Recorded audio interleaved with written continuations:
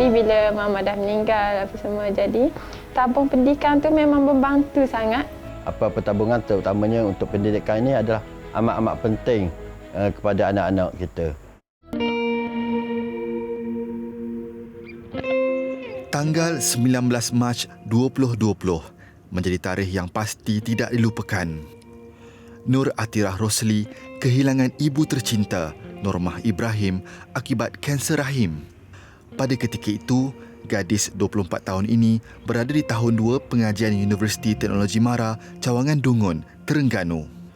Sebaik disahkan menghidap kanser, Allahyarhamah dirawat di Hospital Kuala Lumpur sebelum membuat permintaan berpindah ke Terengganu. Anak kedua ini mengambil alih menjaga ibunya sebaik selesai peperiksaan akhir jurusan perakaunan semester terbabit. Masa first mama tak boleh pergi toilet, dia maksudnya kena buang air atas katil. Dia minta maaf kat anak-anak. Dia kata dia minta maaf, dia susahkan anak-anak. Lepas tu saya pujuklah dia, mana ada susah, dah anak masa kecil pun dia yang jaga kita orang. Lepas tu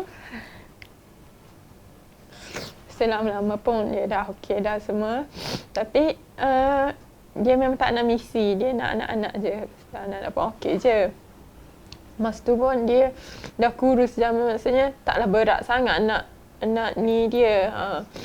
Lepas tu masa tu saya tengah cuti SEM kan, masa saya pergi tu sebab habis final. Lepas tu lepas start SEM tu pun mula saya fikir ke saya nak biar adik-adik saya jaga. Maksudnya saya just pergi weekend. Tapi saya tengok keadaan mak tu tak sampai hati saya nak tinggal. Sebab saya memang hari-hari doktor kan datang cek hari-hari.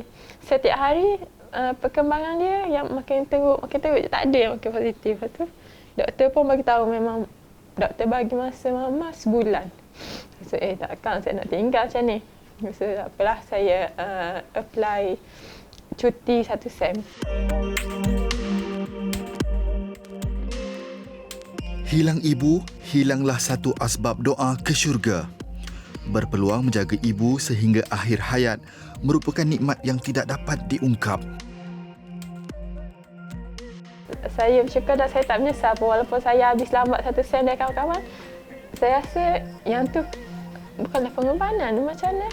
Maksudnya masa tu lah saya nak balas jasa mak saya, walaupun tak terbalas pun. Cuma yang tu yang saya buat. Tapi alhamdulillah masa mama meninggal tu pun semua adik-beradik ada. Jadi adik-beradik ada, abah ada, semua. Jadi tok pun ada. Jadi mama pergi. Maksudnya dengan dapat keredaan semua, dapat keredaan suami, mak semua. Selepas pada kematian isteri, baru saya pun buka file semua sekali untuk tu. Saya terjumpalah SSPN Plus ni. Lalu saya terus bertanya melalui Facebook. Dari situlah saya dapat respon daripada pegawai Terengganu. Respon yang kita boleh claim lah. Boleh claim insurans akibat kematian pendeposit lah, pencarum, iaitu arwah isteri saya. Okey, jumlah keserangan yang kita dapat daripada SSPN ni lebih kurang hampir 150,000 lah. 140 lebih-lebih. Duit tu masa dapat tu abah memang inform semua anak-anak ni, okey dah dapat ni semua. Lepas tu abah just bagi untuk abang dengan saya, bagi pegang sendiri. Sekarang ni saya tengah latihan industri. So saya guna duit tu untuk mostly untuk macam untuk top up duit minyak ke duit makan macam tu lah. Tak adalah guna banyak, tapi saya plan perancangan saya, insyaAllah saya guna duit tu untuk sambung master. Sebab saya rasa kalau saya sambung master, saya nak tanggung sendiri. Maksudnya abah just top up sebab adik lain pun ramai lagi.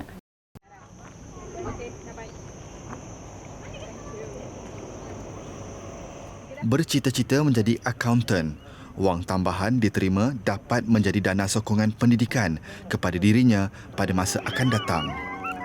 Kewujudan produk simpanan sebegini memberi kesedaran kepada orang ramai untuk lebih memahami kepentingan menabung.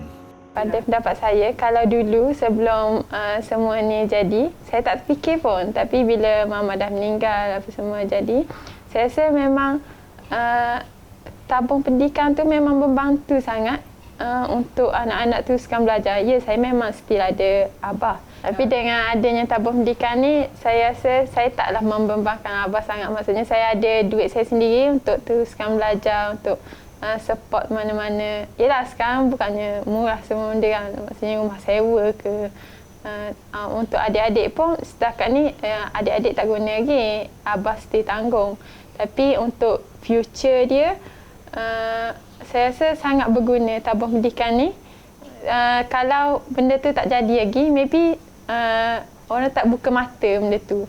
Tapi bila dah jadi, memang orang kata, oh, rupanya benda ni penting sangat.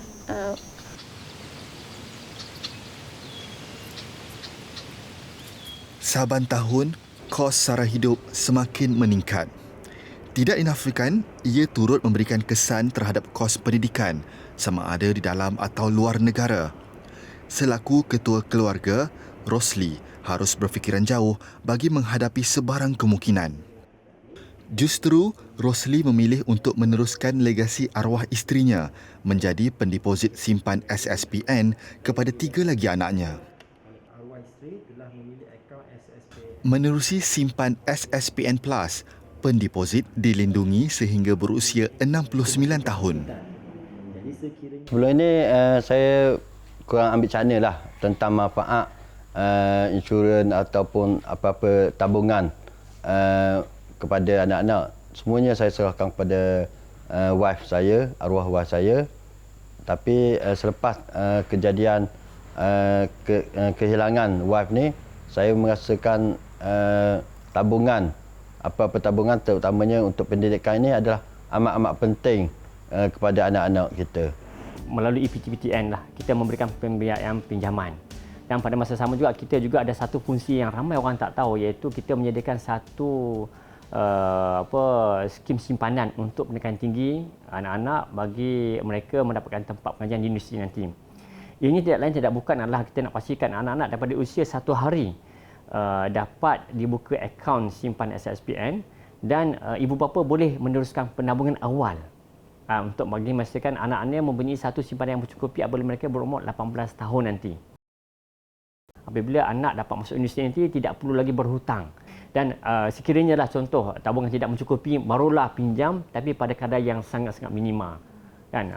Sebab kita tahu lah kalau pinjaman kena bayar balik dan kita harapkan ansuran bulanan berkenaan dapat digunakan untuk tujuan penyimpanan kepada anak-anak, kepada pelajar itu kemudian nanti. Kalau kita lihat simpan SSPN Prime, bagi simpanan RM1,000 dan ke atas, PTPTN akan membayar sumbangan premium untuk takaful, manfaat takaful kepada simpanan berkenaan. Contoh, you simpan RM10,000, apa-apa berlaku pada ibu bapa, anak tadi waris tadi akan dapat RM10,000 percuma. So ada RM20,000, sekiranya dapat juga membantu anak-anak untuk memasuki IPT. Cuma saya nak tekankan satu yang ramai orang tak tahu, ialah kita juga menawarkan geran sepadan, iaitu bagi ibu bapa berpendapatan RM4,000 dan ke bawah. Dan pada masa sama juga anak-anak ditawarkan masuk ke universiti. Apa-apa simpanan yang ada dalam simpan SSPN kita akan bagi geran ringgit ke ringgit. Maksudnya you ada RM100, kita akan bagi RM100 percuma. Sehingga maksimal satu keluarga RM10,000 kita akan bagikan RM10,000 secara percuma. So dia dapat RM20,000 dalam akaun dia, mendapat keuntungan berganda kan, dan tidak perlu dibebankan dengan hutang pinjaman. Inilah aspirasi sebenarnya kenapa kita tubuhkan simpan SSPN. Saya mengucapkan terima kasih kerana PTPTN mewujudkan skim ataupun peluang simpanan ini kepada kita semua supaya untuk membantu kita pada masa yang akan datang.